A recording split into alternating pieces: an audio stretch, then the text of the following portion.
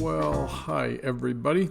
I'm Gary Sinclair. Always good to be with you. Thanks for being with me.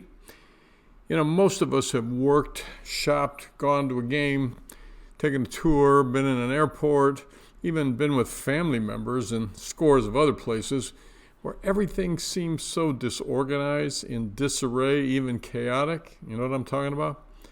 People were getting mad, obviously wanting answers. Some were milling around looking for help, and others just simply left. Or more serenely, just as frustrating though, can be settings where things are quieter, maybe a little less frantic on the outside, but nobody seems to know the rules, the best practices, little is being accomplished, and there's no resolve to the dysfunction there either. What's the usual problem? Leadership, or lack of it. The problem isn't always with others, although it can involve us too. We may think that we're not a leader, so we don't have to deal with it. And you may not be a formal leader, of a company or in your church or community, maybe a hospital or school or other organization. But you see, we all have to lead sometime, whether it's at home, maybe in a local gathering of children or teens, a spontaneous grouping of people when maybe there's an unexpected change of plans or something difficult happens. Maybe it's more formal then, but it's only temporary. Each setting requires leadership, and when things aren't going well, leaders must come to the rescue. And sometimes that may be us. See, ideally, people do best when they head off the problems before they start. Often we leaders have to solve a problem or problems that are causing the chaos, or at best these organizational mishaps, sometimes that come out of nowhere. So while there's lots of info on, the more formal organizational leadership out there, see LinkedIn.com, for example, I want to suggest what I'll call a Fantastic Four set of practices that come into play to help in any situation and provide great, at least better, results and avoid disasters. So here we go. First, make expectations clear up front. Now that doesn't mean we give some mean lecture and a list of rules before anyone can move another step, but it does imply that we have to specifically touch on 2 or 3 boundaries that simply can't be crossed during the time together. This rule will take on way more urgency and forcefulness when there's a big crisis. Matthew 7:12 says, "Do unto others what you would have them do to you." But even in relatively normal settings, you still got to be specific.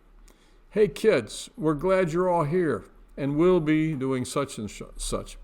Oh, by the way, however, we're not going to be using the whatever tonight, and we'll be having our food in about 30 minutes.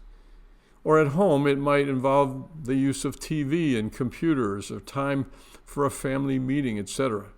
Be clear and lead. Second, we need to deal with deviations from the plan or those guidelines or any misunderstandings right away in a calm but firm manner. I have a phrase I use that's helpful. If you let it continue, it will. Done right, you don't have to get crazy about this one either.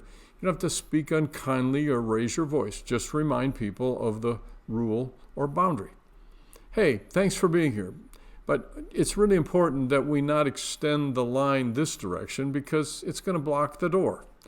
Or, we want to give everybody some time to talk, even in the family. So let's just keep our answers short for now. Ephesians 4:15 says, we're to speak the truth, but speak it in love. Lead. Or third, just be consistent over time. If there are several leaders involved in your situation, then everybody's got to be on the same page regarding the next steps, guidelines, and practices, temporary or not. One leader, and this includes spouses, can't undermine the other one by allowing something that just adds to the problem again.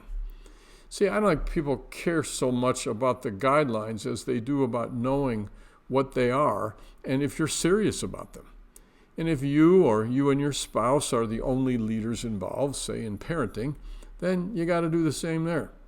Agree on how you'll handle certain behaviors or attitudes. Be consistent. Matthew 5:37 says, "Let what you say be simply yes or no. Be clear. Yeah, lead." And fourth, just be prepared. In the rough water is not the time to learn how to take it on. Every situation's different, I know, but we can land on certain principles that we'll use as a foundation for the specifics later. I love snow skiing, though I don't get to do it too much anymore.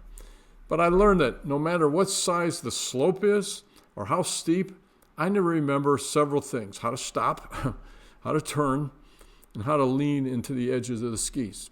The rest will depend upon the nuances of the hill. So same way, prepare. Learn about some leadership principles in general. I've given you a few. Get comfortable with the basics, whether at home or work or church, the neighborhood, or your community group. When you need to lead, Romans 12:8 says, lead diligently. We may not all be gifted in leading, but we all have to do it sometime. Lead on. Talk to you next time.